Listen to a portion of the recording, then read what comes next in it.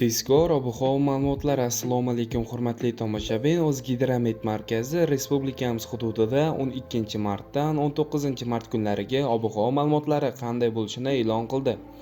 Bunga ko'ra, respublikamizning barcha hududlarida havo biroz o'zgaruvchan bo'ladi, yog'ingarchiliklar kutilmaydi. 12-mart kuni ba'zi joylarda tuman tushib turadi. Shamol sharqdan sekundiga 7-12 metr tezlikda esadi. Haroratlar Qoraqalpog'iston Respublikasi hamda Xorazm viloyatlarida 12-mart kuni kechasi 3-8 daraja sovuq, kunduz kunlari 3-8 daraja iliq bo'ladi. 13-dan 19-mart kunlari esa kechalari 0-5 daraja iliq bo'ladi, kunduz kunlari 10-15 daraja atrofida bo'ladi. Buxoro, Navoiy viloyatlarida havo haroratlari 12-mart kuni 3-8 daraja sovuq, kunduz kunlari 3-8 daraja iliq bo'ladi.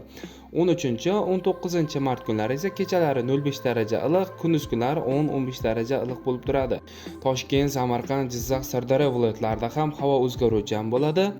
Haroratlar 12-mart kuni kechasi 0 daraja sovuq, kunduz kunlari 4-7 daraja iliq bo'ladi. 13-19-mart kunlari kechalari 8-13 daraja iliq, kunduz kunlari 23-28 darajagacha ko'tarilib ketadi.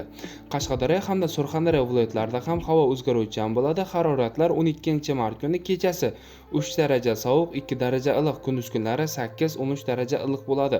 13-dan 19-mart kunlari esa kechalari 10-15 daraja iliq, kunduz kunlari 24-29 darajagacha ko'tariladi. Respublikamizning vodiy hududlarida Andijon, Farg'ona, Namangan viloyatlarida ham havo o'zgaruvchan bo'ladi. Haroratlar 12-mart kuni kechasi 0-5 daraja sovuq, kunduz kunlari 2-7 daraja iliq.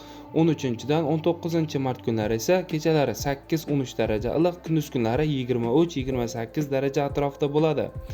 Sizlarga yetkazmoqchi bo'lgan xabarlarim shulardan iborat edi. E'tiboringiz uchun rahmat. Sog' bo'ling, salomat bo'ling.